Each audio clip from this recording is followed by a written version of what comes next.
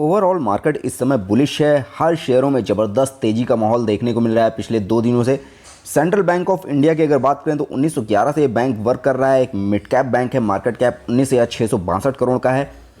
Bank के अंदर भी काफ़ी अच्छी तेज़ी देखने को मिल रही है। क्वार्टर्स के नंबर भी काफ़ी अच्छे देखने को मिले हैं। स्टॉक का प्राइस समय 23 रुपए के ऊपर रन कर रहा है। तो क्या इस लेवल पे इस स्टॉक में खरीदारी करनी चाहिए या थोड़ा सा वेट करना चाहिए स्टॉक के गिरने का?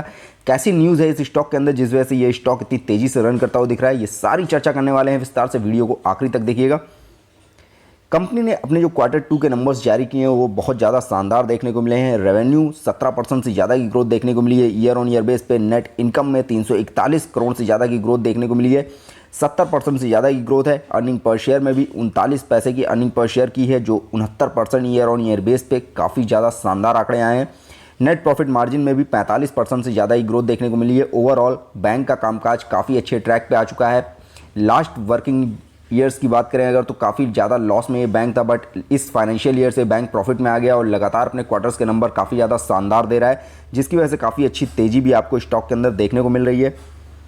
कंपनी के अंदर जिस तरह से रिजल्ट आया है उसमें जो कंपनी का एनपीए है और नेट एनपीए दोनों में ही शानदार कमी होती हुई दिखी है, जिसकी वजह से स्टॉक प्राइस में काफ़ी अच्छा मूवमेंट बनता हुआ दिख रहा है, क्योंकि एनपीए कम हो रहे हैं, बैंक का प्रॉफिट और रेवेन्यू दोनों ही बढ़ रहा है। ये एक अच्छे आंकड़े हैं इस स्टॉक के लिए। नेट इंटरेस्ट मार्जिन में भी काफ़ी अच्छी ग्रोथ देखने को मिल रही है। बैंक के फंडामेंटल की अगर बात करें, बैंक का फंडामेंटल किस तरह रन कर रहा है, तो इसका पी रेशियो 18.28 है, पीवी रेशियो उसका 0.71 है, सेक्टर पी 21.88 है, सेक्टर पीवी 2.25 है। वहीं सेक्टर डिविडेंड की बात करें 0.88% निकल के आता है। ओवरऑल फंडामेंटल स्टॉक का काफ़ी ज़्यादा बेहतरीन देखने को मिल रहा है कि फैक्टर्स काफ़ी ज़्यादा अच्छे मूवमेंट्स पे इस समय रन करते हुए दिख रहे हैं।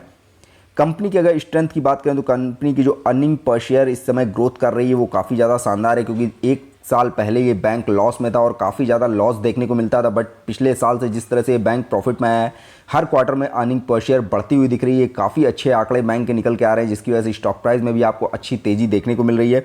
अगर इसकी वीकनेस की बात करें तो इस समय बस इसके अंदर एक वीकनेस जो है कि कंपनी का जो high interest payment compare to earning, यानी कंपनी की जितनी अर्निंग है उससे ज़्यादा कम बैंक का इंटरेस्ट जा रहा है, जो बैंक ने इंटरेस्ट ले रखा है बाहर की कंपनियों से, उसकी वजह से थोड़ा बहुत इसमें डाउनफॉल देखने को आपको मिल सकता है। सितंबर को अगर रिजल्ट को देखेंगे तो रेवेन्यू 6,154 करोड़ का कमाया है, नेट प्रॉफिट 318 करोड़ का कमाया है, अर्निंग पर शेयर 37 पैसे पर शेयर निकल के आ रही है। लास्ट के क्वार्टर से कंपेयर करेंगे तो revenue, net income, earning per share सभी में शानदार ग्रोथ होती हुई दिख रही है, यानी क्वार्टर ऑन क्वार्टर बेस पे भी बैंक का रिजल्ट काफ़ी ज़्यादा बेहतरीन देखने को मिला है और ईयर ऑन ईयर बेस पे भी काफ़ी ज़्यादा बेहतरीन देखने को मिल रहा है इस समय रिजल्ट इसका। कंपनी के अगर रिजल्ट में देखेंगे तो 27% से ज़्यादा की वृद्धि देखने को मिल रही है। तिमाही नतीजों में 318 करोड़ रुपए का बहुत अच्छा मुनाफा कमाया है इस बार कंपनी ने। कंपनी के अगर टोटल इनकम को देखेंगे तो इस समय 11% की ग्रोथ होती हुई दिख रही है इस स्टॉक के अंदर। वहीं कंपनी का अगर प्रॉफिट आफ्टर टैक्स देखेंगे उसमें भी शानदार ग्रोथ होती हुई दिख रही है। 341 करोड़ का प्रॉफिट आफ्टर टैक्स कमाया है कंपनी ने। लास्ट के क्वार्टर से कंपेयर करेंगे तो काफ़ी ज़्यादा शानदार आंकड़े देखने को मिल रहे हैं। जून क्वार्टर के रिजल्ट को अगर मार्च क्वार्टर से कंपेयर करेंगे तो गिरावट देखने को मिली थी, बट अगर जून क्वार्टर के रिजल्ट को सितंबर क्वार्टर से कंपेयर करेंगे तो काफ़ी अच्छे आंकड़े आते हुए दिख रहे हैं। कंपनी के अगर फाइनेंशियल ट्रेंड को देखेंगे तो बैंक 2019, 2020, 2021 में लगातार काफ़ी ज़्यादा घाटे में था। 2019 में 5,000 करोड़ से ज़्यादा का घाटा था, 2020 में 1,026 करोड़ से ज़्यादा का घाटा था, वहीं 2021 की बात करें तो 1,000 करोड़ से ज़्यादा का घाटा था। बट 2022 में बैंक प्रॉफिट मेकिंग हुआ। फाइनेंशियल ईयर 21-22 बैंक का काफ़ी ज़्यादा बेहतरीन गया, 1,000 करोड़ से ज़्यादा का प्रॉफिट कमाया। और जिस तरह से 2 क्वार्टर्स के नंबर्स आए हैं, इससे संभावनाएँ कहीं ज़्यादा हैं कि Q3 का जो रिजल्ट आएगा वो भी काफ़ी ज़्यादा बेहतरीन देखने को मिल सकता है और 2023 का फाइनेंशियल ईयर का रिजल्ट भी आपको प्रॉफिट में आता हुआ दिख सकता है। फिलहाल इस स्टॉक के अगर रिटर्न को एफडी से कंपेयर करेंगे तो रिटर्न ऑफ इक्विटी इसका एफडी से बेहतरीन निकल के नहीं आ रहा था, क्योंकि बहुत ज़्यादा अच्छे नंबर्स नहीं आए थे अभी पिछले कुछ सालों में, जिसकी वजह से इसका जो रिटर्न है वो एफडी से अच्छा देखने को नहीं मिल रहा था।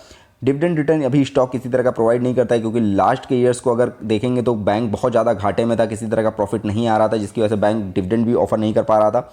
फिलहाल अगर कंपनी के रिटर्न को देखें तो एक दिन में ही ये स्टॉक 5% से ज़्यादा बढ़ा है। लास्ट वर्किंग डे में जिस तरह से ग्रोथ देखने को मिली थी काफ़ी ज़्यादा शानदार थी और आज के दिन में भी इस स्टॉक में अच्छी तेज़ी देखने को मिल रही है। एक महीने में इस स्टॉक ने 13.82% का रिटर्न दिया है, वहीं 3 महीने में 23% से ज़्यादा का रिटर्न है, एक साल में 2.5% से ज़्यादा का रिटर्न दिया है। 3 साल और 5 साल में गिरावट जरूर देखने को मिली है, क्योंकि बैंक काफ़ी ज़्यादा लॉस में था, जिसकी वजह से प्रॉफिट किसी तरह का निकल नहीं रहा था और शेयर प्राइस में भी कोई अच्छी ग्रोथ होती हुई नहीं दिख रही थी। बट जिस तरह से अब कंपनी के नंबर्स आ रहे हैं, काफ़ी ज़्यादा शानदार तेज़ी से इसका स्टॉक प्राइस भी मूव करता हुआ दिख रहा है।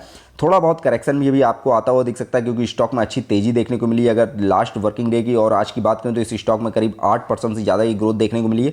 तो थोड़ा बहुत इस स्टॉक में करेक्शन आता हुआ दिख सकता है, बट जितना ज़्यादा डीप पे ये स्टॉक मिल रहा है, अगर फ्रेश बाइंग करेंगे तो काफ़ी अच्छा रिटर्न ये स्टॉक आपको प्रोवाइड करेगा। फिलहाल एंट्री पॉइंट की बात करें तो इस समय रेड सिग्नल लग चुका है इसके स्टॉक के ऊपर। जिस तरह से स्टॉक मूव कर रहा है, काफ़ी ज़्यादा तेज़ी देखने को मिली है पिछले कुछ दिनों में, जिसकी वजह से इसमें रेड फ्लैग लग गया है। इसका मतलब है कि स्टॉक में भी थोड़ा बहुत करेक्शन अभी आपको आता हुआ दिख सकता है। जैसे ही जिन्होंने बहुत ज़्यादा डीप पे बाय किया हुआ है वो हाई रेंज पे इसका स्टॉक प्राइस जाएगा और अपनी प्रॉफिट बुकिंग करेंगे वापस, ये स्टॉक फिर से आपको 20-21 रुपए के आसपास आता हुआ दिख सकता है। तो अगर शॉर्ट टर्म का नजरिया है तो आप थोड़ा सा गिरावट का वेट कर सकते हैं। अगर लॉन्ग टर्म का नजरिया रखते हैं तो इस स्टॉक को इस लेवल पे भी बाय कर सकते हैं और वेट कर सकते हैं, क्योंकि इस स्टॉक के साथ एक न्यूज़ और रन करती रहती है कि गवर्नमेंट की योजना है 2 बैंकों को प्राइवेट करने की, जिसमें सेंट्रल बैंक ऑफ इंडिया और इंडियन ओवरसीज बैंक 2 बैंकों के प्रमुख नाम है कि इन बैंकों में गवर्नमेंट इनको प्राइवेट कर सकती है। अगर ऐसा होता है तो स्टॉक में आपको और भी ज़्यादा उछाल आता हुआ दिखेगा और स्टॉक प्राइस में और अच्छी ग्रोथ होती हुई दिखेगी।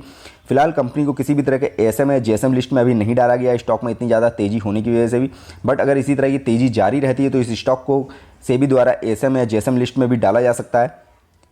पीवेट लेवल की बात करें, स्टार्टिंग के फर्स्ट टारगेट्स क्या है, सपोर्टिंग टारगेट क्या है, तो पहला टारगेट इसका 23 रुपये 33 पैसे का है, दूसरा टारगेट इसका 24 रुपये 2 पैसे का है, तीसरा टारगेट 25 रुपये 62 पैसे का है।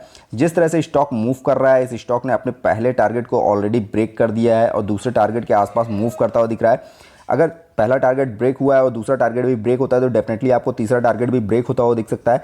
बट जिस तरह से सपोर्टिंग टारगेट इसके हैं 21 रुपये 73 पैसे का, दूसरा टारगेट 20 रुपये 82 पैसे का, तीसरा टारगेट 19 रुपये 22 पैसे का।